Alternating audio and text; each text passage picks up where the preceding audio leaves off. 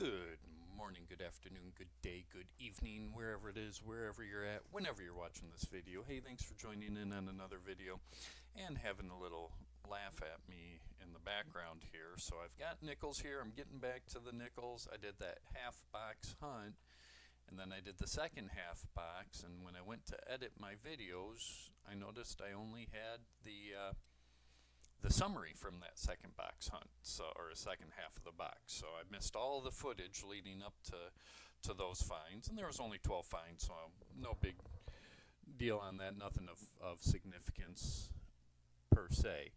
But I'm going to get back going here, give a good introduction to some nickels, getting back to the nickel hunting, looking for those war nickels, of course, looking for 2024s, because that is what I need in my book right now. 2024. Now I'll have to double look. I might need a 2017 or a 2012. I'll pull out my books here in a little bit and take a look. But really, it's those 1959s and earliers, which, looking at those edges there, some shiny, some faded, so it'll be at least a good circulated roll here that I'll be going through. And if I see anything of significance, there's a mint mark on the back. That's a Denver 1964. Go figure. I'm expecting a lot of those. 70s, and that looks like a 70 S. I do keep those S mint marks here being on there. Nope, that's a 70D. I keep the S mint marks just because I'm here on the East Coast and I don't see those too often. 2020s, 2004.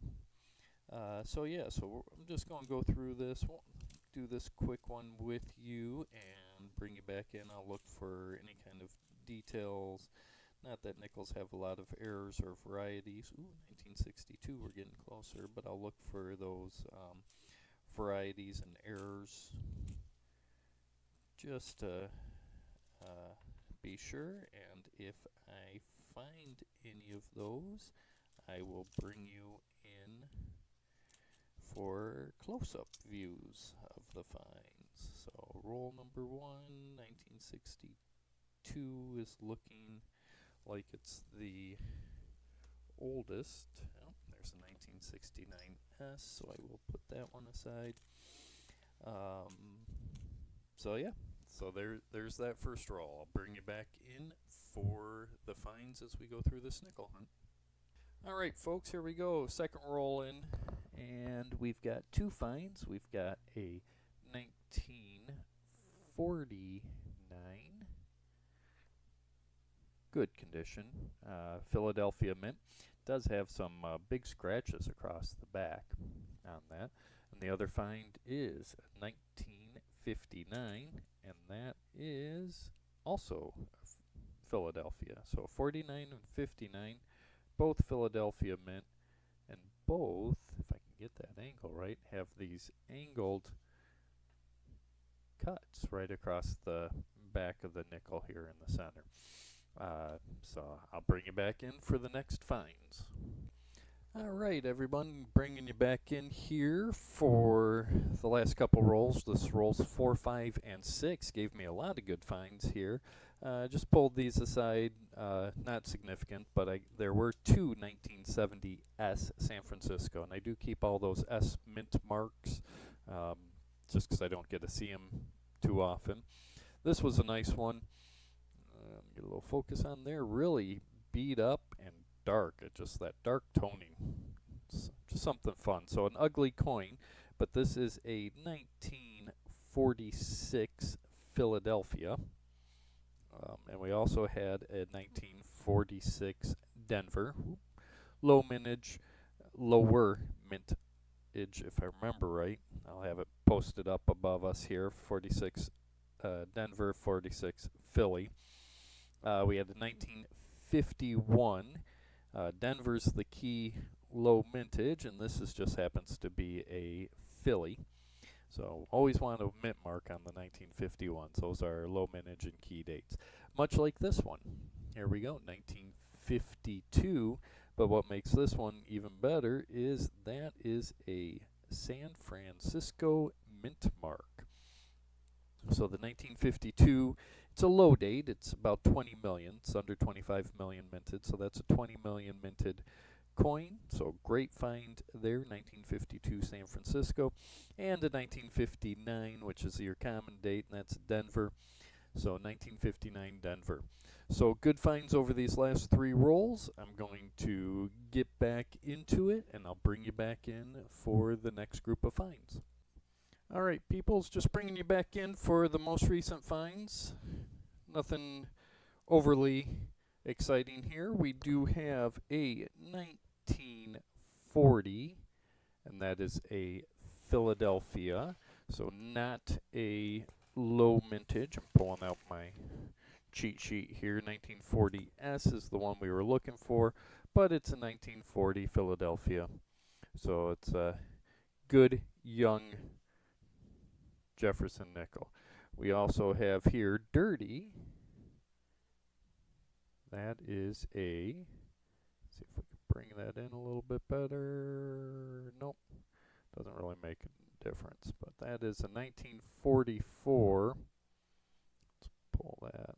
There we go. 1944, and that is a Philadelphia mint as well. So 1944, and actually that's a silver. I take that back. I completely missed that. Holy crap. Guys, slap me right now. I can't believe I missed that. 1944 silver. We found silver. Philadelphia mint right there at the top. I got so focused on doing that earlier, I did not even see that P. So 1944 Philadelphia, we got silver. That's, wow, how did I miss that? Especially with that coloration. Different. Wow, this is going to be the last couple good ones here.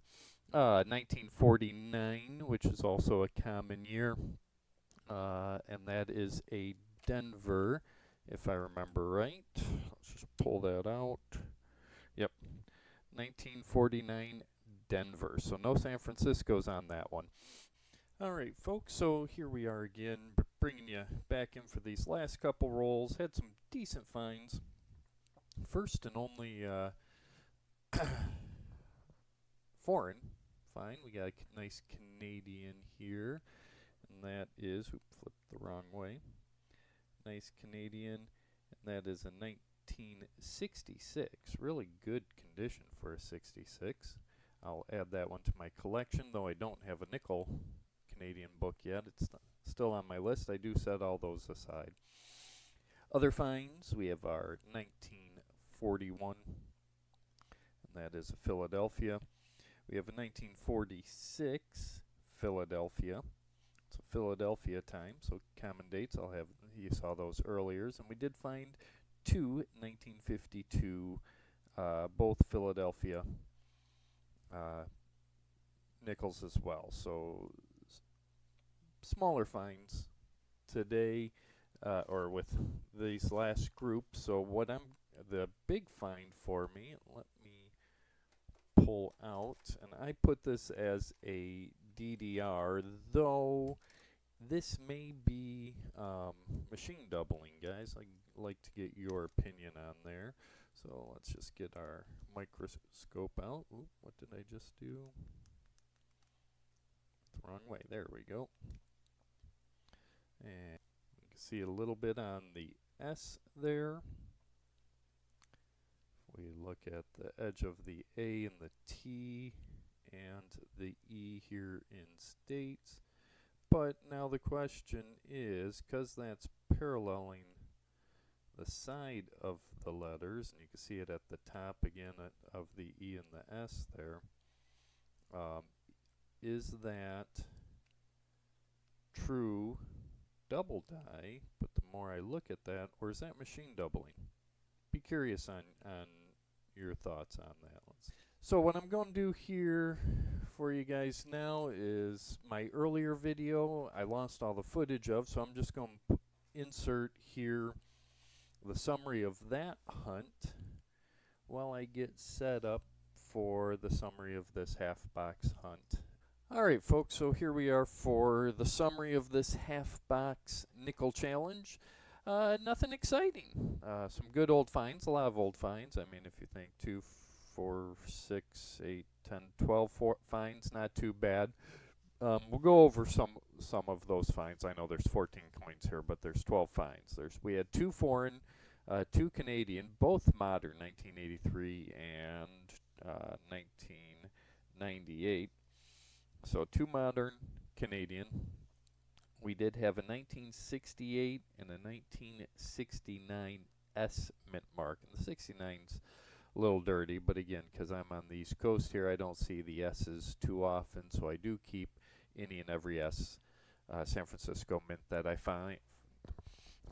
In form of our oldies but goodies, we had 2 1940s, and again, you can see the difference in colors there. This is the one that had that interesting, really golden brownish toning and corrosion to it.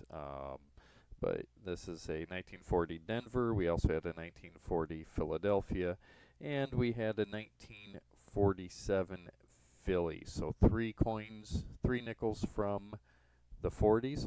And these are all 50s. We had a 52 Philly, a 53 Philly, a 54 Denver. Of course, no war nickels, which was unfortunate. I haven't seen war or buffalo for a couple hunts now. We had 2 57 Denvers and 2 58 Denvers. So all relatively common years. I will double check this against my albums for upgrades, but I don't believe that there are any. So I will see you guys on the next video. Please remember to click that thumbs up, click that like and subscribe button, and have yourself a wonderful, happy day, and happy hunting.